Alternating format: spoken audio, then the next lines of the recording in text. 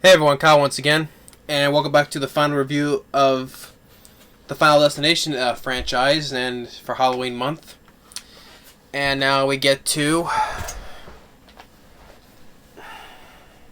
the last one of the franchise. Excuse me.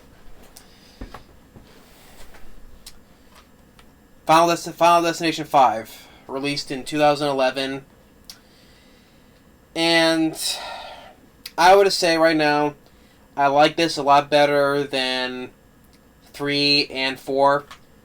3, I did not care for, but I was not mad about, more fully mad on it. 4, I was more mad because that's the worst one in the franchise. I did not like that one at all. Here, I think it was a little bit better. Well, I'll say a little bit more better than the previous two films. Although Final Destination 2, I think is the best one. Then I picked the first one, and then I put the fifth one as number 3. So Final Destination 5, released in 2011, it made the second most money in the franchise. Did not surpass the fourth one, sadly, though. But it did get more positive reviews. It claimed critical wise, it is the best reviewed one in the franchise. Has a 63% on Rotten Tomatoes. But now some of the characters, like once again, the characters are a little bit more weak though. But I think the characters are a little bit better than the one in the Final Destination because the characters in the Final Destination, I did not care one bit except for Michael T. Williamson's character. So, but everyone else's characters in that film sucked. But and you get more a little more recognizable people in this film. I mean, Tony Todd does come back, but you also have comedic actor David Koechner, who's been on comedy films, especially where was he in? He was in Tallahassee Nights. I know. And he was also in Snakes on a Plane. He was the character, the co-pilot Rick. He was in Get Smart. I know he was in the Christmas horror film Krampus, which directed by Michael O'Dara, who did Trick or Treat. He was in Krampus. He's been in a lot of comedies though. He plays as the boss of the group of the characters.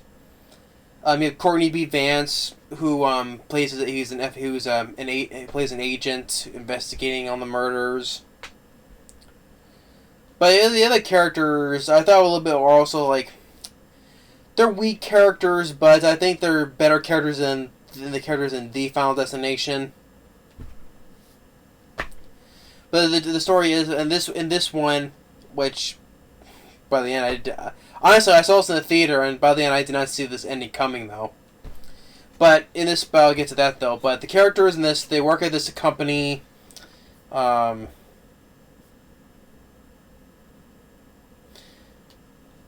type of company. They're going on a company retreat, and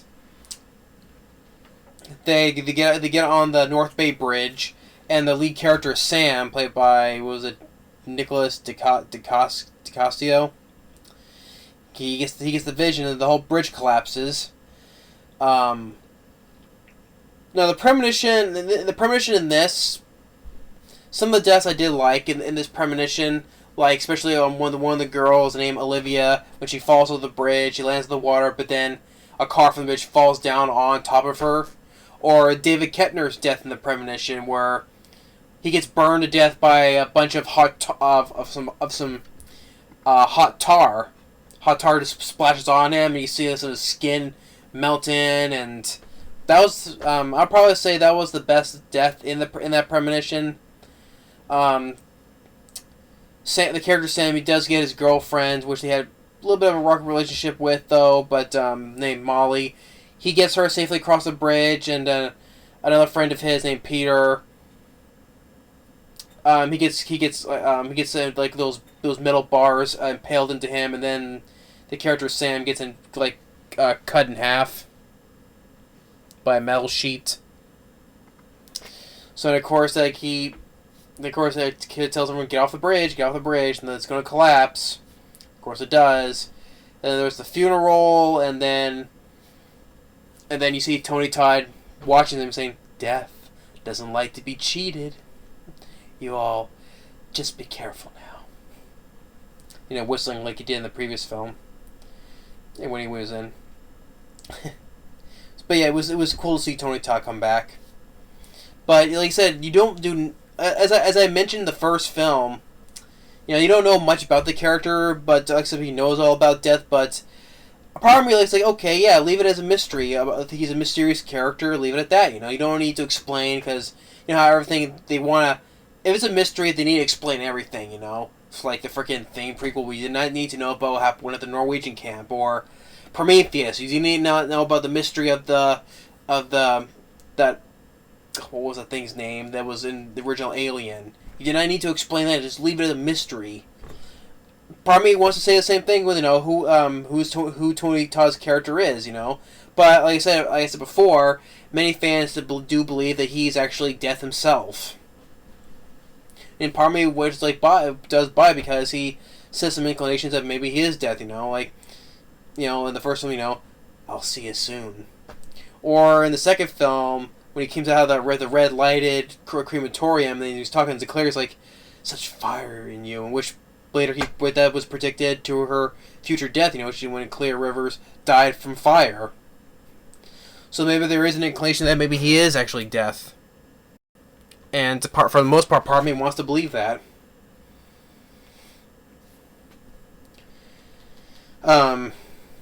So of course everyone's dying off one by one once again, and like the first one, the character who does the gymnastics, Candace, which I thought was a pretty cool, another cool. I say some of the deaths in this film I thought were better than the previous than the Final Destination, with Candace, you know, which you get a little bit of a, I wouldn't say suspenseful moment, but it's like. She's on that gymnastics thing where she, you know, balances herself on, and there's this tiny little screw that falls on top of it, and you're getting the moment where, okay, when she's going to she's moving around on top of it, and you're asking, it's like, okay, when is she going to step on it, you know? But she doesn't, though. That was like a ruse to throw you off. But when she gets on the thing, when she starts swinging on it, some powder gets in her face, and then she falls off it, and it's like kind of bending backwards, basically. Bones broken, and I was like, ooh, you know, that was a cool death. How the way she gets basically like bent up like a pretzel. And then that was this one gave my brother saw this one when he saw this too, and this gave him the creeps when there's this guy who is, of course, is an asshole basically, like some other ones in this franchise. He steals like a ticket for like this beauty spa, and he gets like the acupunctures into him. When the chair buckles, he falls right onto them, and they're actually in him. My brother was like, ooh, you know, that's a painful moment right there. He had to, it's all stuck in him. But he avoids a fire, then a statue of a Buddha falls and crushes his head. Hey, that's a better head crush than the one Texas Battle had in Final Destination 3 when his head is like... That was a laughable one, but here I thought it was much more effective. And then after that, the characters, they speak to Tony Todd, tells him about death, and gives like he has another interesting rule about death, because here, like when the first film, it's the order they died in, and the second film, it's working backwards, but at the same time, you know, give new life in order to defeat death. And here he tells them about it, and then this time he says, "You have death, have someone else in your place. A life for a life. You get that person, and you get their years, their lifespan to live." Okay, you get another interesting idea. Okay, if you kill someone, you get their life, the years they would have had. So yeah, so Tony Todd gets another decent performance as that, and then the one guy, which actually I do recognize that guy who works with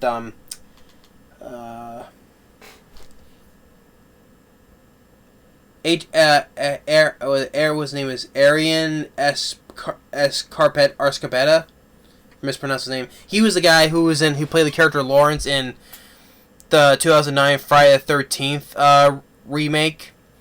He was like the friend with Aaron Yu, the druggie, whatever.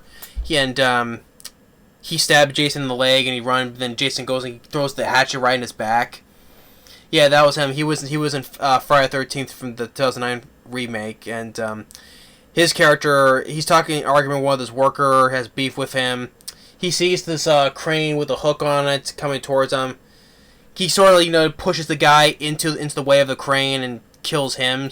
So basically, he killed the guy. And now he intervenes, so he had death take that guy his life instead. Now he gets to live his life now, his years. And then you get another pretty cool, I would say decent death is when the next one up to die is David Koechner. He's asking what's going on, and he's like, who is it? And he's like, who's what? And this flying wrench comes out and just goes and smacks right into him in the face. And you see the aftermath, like the wrench deep across his eyes. That's like that's a cool looking effect right there.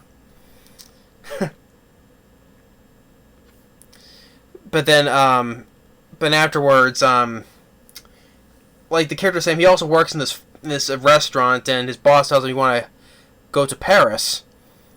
This is a restaurant in Paris, and he accepts it. Get to that in a second. So he's talking with Molly, and Peter comes in.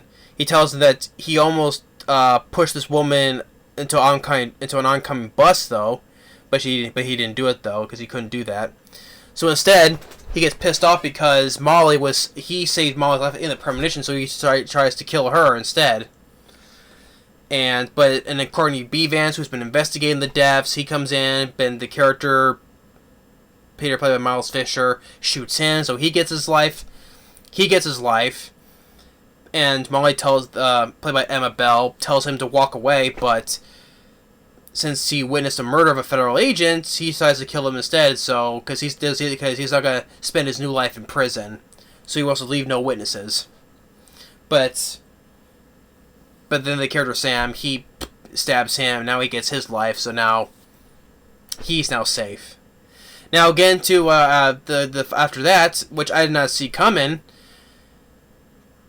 Both of them, they board a plane to Paris.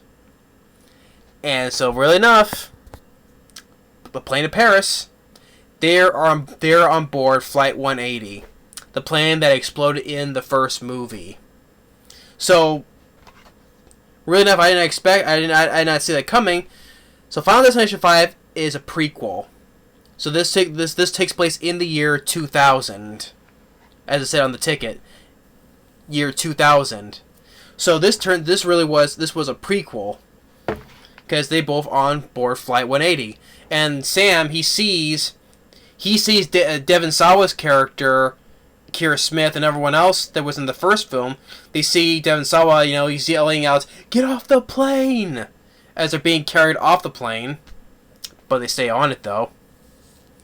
So the plane takes off. The plane explodes. They both die. And a piece of the wheel flies down, wondering why. And it turns out with the character Nathan, the guy from Friday the 13th, the 2009 Friday the 13th remake, they're having a little more moral thing for the guy that supposedly killed.